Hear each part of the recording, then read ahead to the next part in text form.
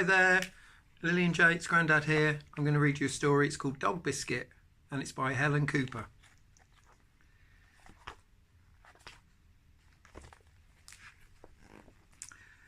Hungry Bridget stole a biscuit, found the biscuits in the shed. They were made for dogs to eat, but Bridget ate the dog biscuit. It tasted salty and sweet, and at the same time it tasted good. Obviously you can't really eat dog biscuits, they're really bad for you. This is a pretend story.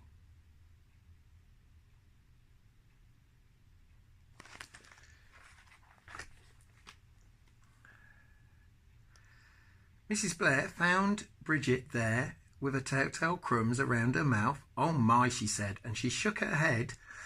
Oh, you go bow wow and turn into a dog. Don't tell my mum, begged Bridget. She wished she hadn't eaten that biscuit. I won't say a word, said Mrs. Blair, and winked.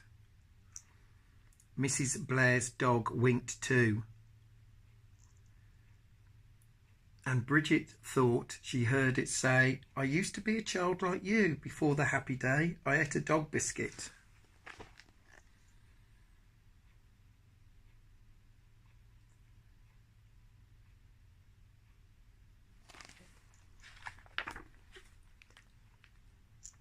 Bridget's mum was rather late. While they waited, Bridget felt an itch behind her ears. Maybe they were growing. Mum didn't notice a thing. Bridget wasn't telling. Mrs. Blair waved goodbye. The dog wagged its tail, and Bridget wagged her new tail in reply. Oh no.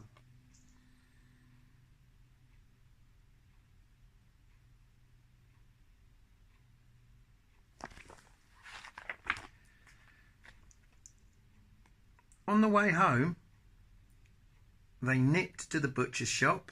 Bridget sniffed the air and tried a few little woofs. The butcher smiled at Bridget's mum. Good little pup you've got there, he said. That proved it, didn't it?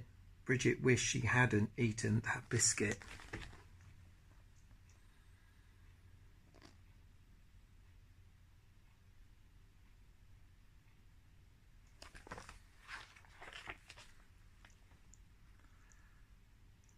Mum still didn't notice a thing. Bridget wasn't telling, but at tea time she gobbled her sausage and gnawed her chop and spilled her milk, and then her brother joined in until Dad yelled, it's like eating with a pack of dogs. Oh dear.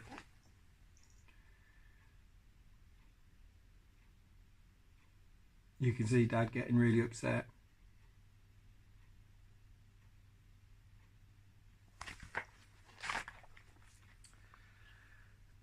At bath time, Bridget was a wild dog. At bedtime, even wilder. At story time, so full of mischief, Dad gave up. Yet Mum still didn't notice a thing. Bridget wasn't telling, though she wished, as she curled at the foot of her bed, that she hadn't eaten that biscuit. She is changing into a dog, maybe.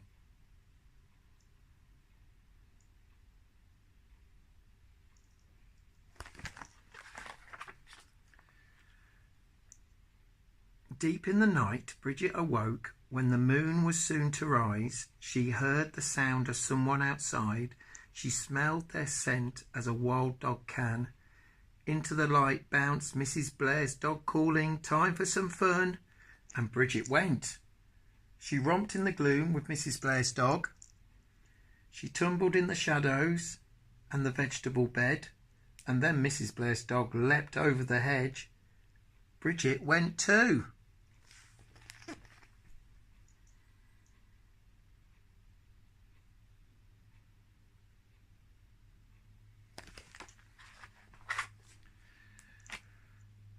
And was swept on the night wind into the park, into the dark, to run and bark with the rest of the wild dog pack.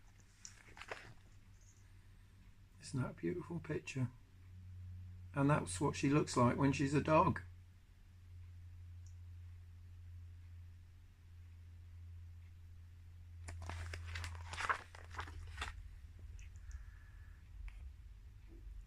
They promised a wolfish midnight feast to Bridget and Mrs. Blair's dog. Then the wild hunt sped up the hill, past the bandstand, the swings and the paddling pool. I wonder where they're going.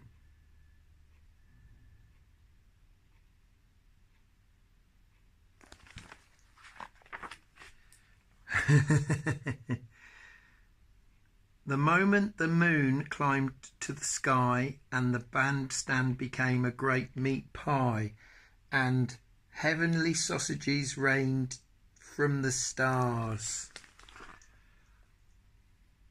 Wow!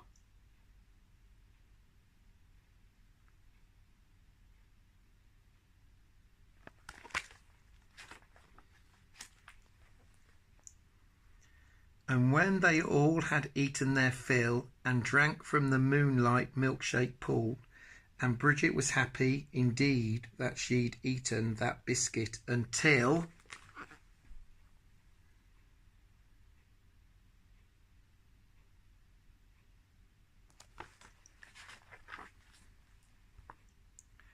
she thought of the baby, her mum and her dad, a dog for a daughter might make them sad. She gazed at the great dog biscuit moon and howled so loudly, made so much din, that the moon exploded and the sky fell in.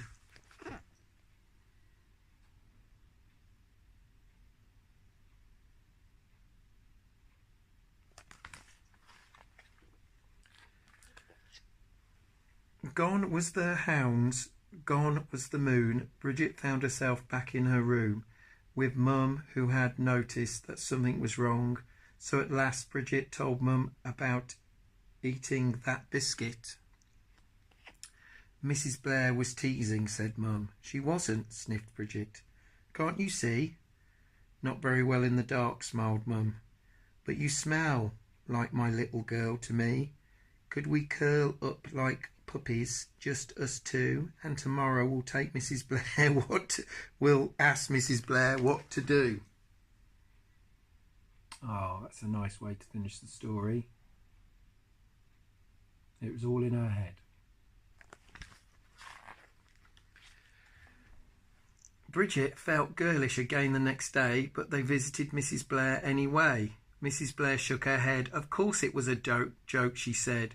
I'm sorry if I worried you. Let's go and brew some tea and find my tin of human biscuits.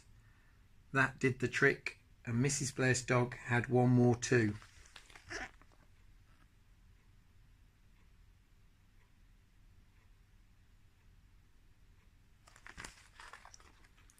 And that's the end of the story.